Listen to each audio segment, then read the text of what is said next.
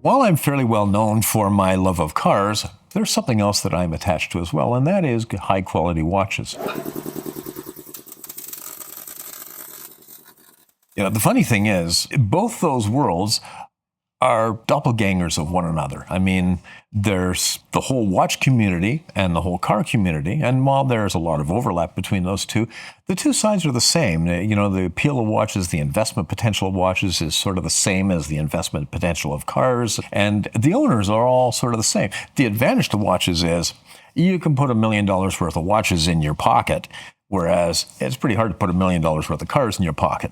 So people who don't have garages and areas to put cars can collect watches where they can't collect cars. One of the things that I noticed when I started collecting cars and watches was the fact that it's not just the people who overlap, it's the actual brands, where you can take one brand of watch and compare it devoutly to cars. So I'm going to do a little series where we're talking about watches and what kind of car, in my mind, they represent. And the first one is going to be Rolex, simply because, Rolex is a world standard. And I mean, their precision and their manufacture and the way they work is absolutely uncontestable. They're not the most beautiful watches, but they're one of my favorites. And certainly reliability-wise, I don't think there is anything that compares. So if you were going to talk about Rolex and a car that's similar to Rolex, what would it be? Well, there's only one that comes to my mind, and that's Porsche.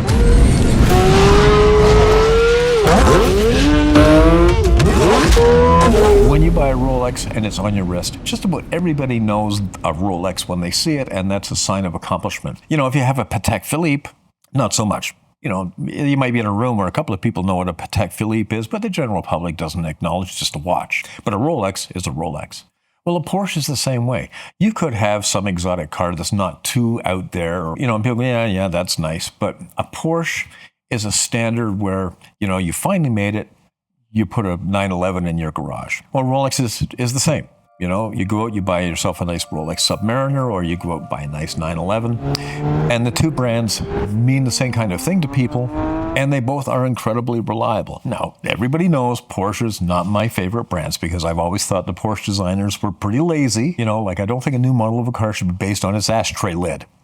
But that said, there's some nice ones coming out these days. Funnily enough, the other day we were driving, and all of a sudden I complimented a car that was going by. Janice looks at me and says, "Oh my God, do you have a brain tumor? That's a Porsche." And I went, "Well, yeah, I know, but they finally got it right." What can't be argued at all is they're so bloody dependable. I mean, for exotic sports cars, I love Italian sports cars. Don't get me wrong. I used to like English sports cars, but I got fed up with being broken down. So I went to Italian cars because that's sensible. And Italian cars have got a bad rap. No, English cars actually do break down a lot. I think there's always a threat of an Italian sports car breaking down, but I haven't had that much bad luck with them, and I'm driving a 4C now. But most people don't even know. Matter of fact, the 4C gets confused with. Many times they said, "Is that a Porsche?" Well, no, it's not. Whereas if you're driving a 911 or something, everybody knows what it is. And a Rolex, as I previously stated, the same sort of thing.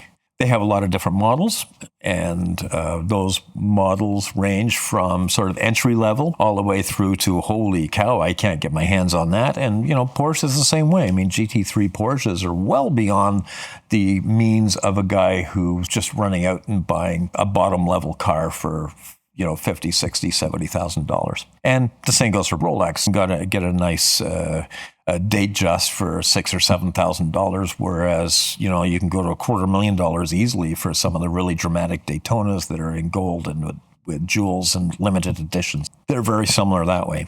The only way that they differ really is in the ability to buy them, and in that Rolex is actually like Ferrari because you can't just walk into a dealer and say, I want to buy a Submariner. They'll just laugh at you and issue you out of the store. You have to earn the ability to buy a Rolex. And, that's very hotly contested by a lot of people who think it's bull. But Rolex makes 1 million watches a year, or so they say, and there's more demand than that. So the authorized dealers can be pretty fussy.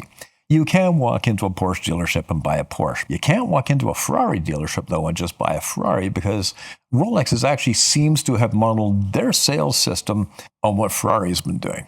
So again, you get some crossover, at least in a general philosophy, between car manufacturers of exotics and watch manufacturers of very high-end quality watches. In our next Watch Car series, we're going to try to figure out what kind of watch a Ferrari is.